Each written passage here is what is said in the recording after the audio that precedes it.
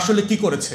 এবং শেখ মুজিবের জীবনের সবচেয়ে বড় ট্র্যাজেডি এটাই যে একটা মুক্তির লড়াইতে যে মানুষটা 13 বছর 14 বছর জেল খেটেছেন সেই মানুষটাই স্বাধীনতার নামে পরতে পরতে বাংলাদেশ আমলে স্বাধীনতা বিক্রি করে দিয়েছেন ভারতের কাছে। এবং এটাই হচ্ছে তার জীবনের সবচেয়ে বড় ট্র্যাজেডি, যে মানুষটা বাংলাদেশের গর্বিত গান্ধী হতে পারতেন, জিন্না হতে পারতেন, তিনি বাংলাদেশের মীর জাফরের রোলে চলে গেছেন, দেশ বিক্রি করার লড়াই করেছেন। যে মানুষটাকে সামনে রেখে বাংলাদেশে মুক্তির লড়াই হয়েছে সেই মানুষটাই মৈত্রী চুক্তি করে ভারতের কাছে বাংলাদেশের সভরেন্টি বিক্রি করে দিয়েছেন। তো সেই জায়গাতে বুঝতে হবে যে 75-এর আগস্টে কী হয়েছে, নভেম্বরে কী হয়েছে এবং 7ই নভেম্বরের সিগনিফিকেন্স কোথায়। 7ই নভেম্বর এবং আমাদের আগস্টের লড়াইয়ের কমন ফ্রেম হচ্ছে আমাদের শত্রু চেনার রাজনীতি। আজাদির লড়াইয়ের প্রধানতম শর্ত হচ্ছে ইতিহাসের মধ্য দিয়ে আমার শত্রু চিনতে হবে, এটাই হলো আমার সায়েন্স, এটাই বেঁচে থাকার শর্ত।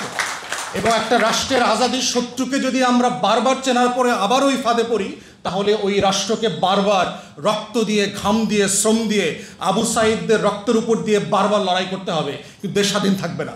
ঠিক একইভাবে দেখেন হায়দ্রাবাদে কি হয়েছে। আজকের ভারত কিন্তু 47-এর ভারত না, ভারত 47-এ এত বড় ছিল না।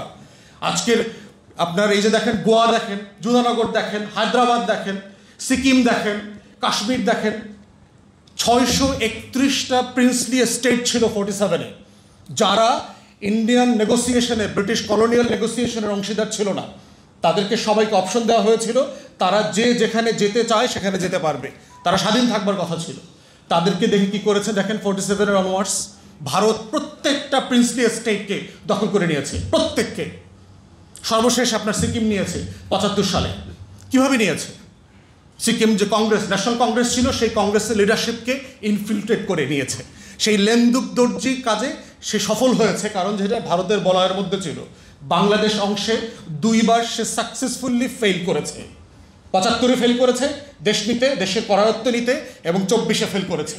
এবং এটাই আমাদের আজাদির লড়াইয়ের সফলতা বারবার। এবং বাংলাদেশের এই মাটির বিজয়ের ইতিহাস শত শত বছরের ইতিহাস।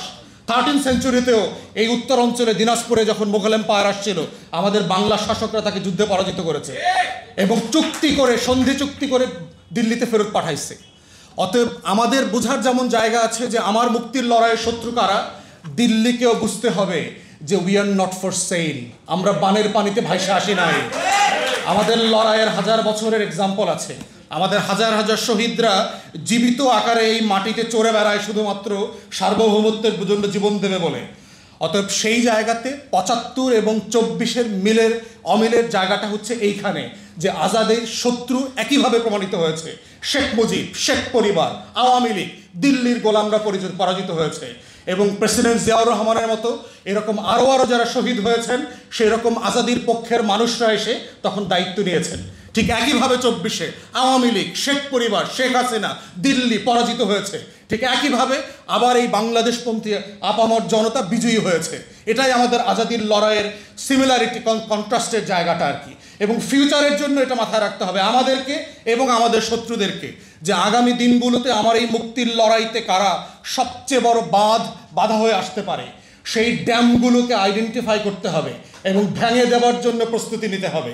প্রশ্ন হচ্ছে, আমরা বিভিন্ন রাজনীতি করি, এখানে বিভিন্ন রাজনৈতিক দলে আছি, কিন্তু আজাদির প্রশ্নে, স্বাধীনতার প্রশ্নে, সার্বভৌমত্বের প্রশ্নে, আত্মমর্যাদার প্রশ্নে, জাতীয় স্বার্থের প্রশ্নে, আমার ফরেন পলিসি, আমার defence policy, there is no difference of opinion. There can be no difference of opinion, come what may. এটা বিএনপি আসুক, জামাত আসুক, অন্য দল আসুক, কোয়ালিশন আসুক, এই প্রশ্নগুলো হচ্ছে কমন কোয়েশ্চেন। এই প্রশ্নগুলোই হচ্ছে সারা পৃথিবীতে রাষ্ট্রকে রাষ্ট্র হিসাবে বাঁচিয়ে রাখে, জাতিকে জাতি হিসাবে মর্যাদার চোখে নিয়ে যায়। এবং সেজন্যই পশ্চিমা দেশগুলোতে দেখবেন সরকার পরিবর্তন হয়, ক্ষমতা পরিবর্তন হয়, দল পরিবর্তন হয়, কিন্তু যুদ্ধের নীতি পরিবর্তন হয় না।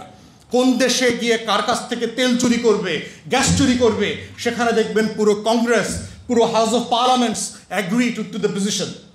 এবং এটাই হচ্ছে জাতিসত্তার আজাদির প্রশ্ন। অতএব 7ই নভেম্বর 75 আর 24 এই জায়গাটাতে হচ্ছে আমাদেরকে একটা কমন জায়গায় শিক্ষা দিয়েছে যে আগামী দিনের রাষ্ট্র বিনির্মাণে যে নতুন পলিটিক্যাল সেটেলমেন্ট দরকার, সেখানে এই কমন কোশ্চেনে আমরা কম্প্রোমাইজ কেউ করব না। এর বাইরে হলো পলিটিক্স। আমার হেলথ পলিসি কী হবে, এখানে ডিফারেন্স অফ ওপিনিয়ন থাকবে। আমার এডুকেশন পলিসি কী হবে, এখানে ডিফারেন্স অফ ওপিনিয়ন থাকবে। কে কোথায় নির্বাচন করবে করবে না, এখানে ডিফারেন্স অফ ওপিনিয়ন থাকবে। জুলাই সনদ নিয়ে 100 ওপিনিয়ন থাকতে পারে, কোনো সমস্যা নাই। কিন্তু এই কমন মোটা দাগের প্রশ্নই হচ্ছে আগামী দিনের 7ই নভেম্বরের, আগস্ট বিপ্লবের, 24-এর এবং 75-এর মুক্তির লড়াইয়ের বার্তা। সবাই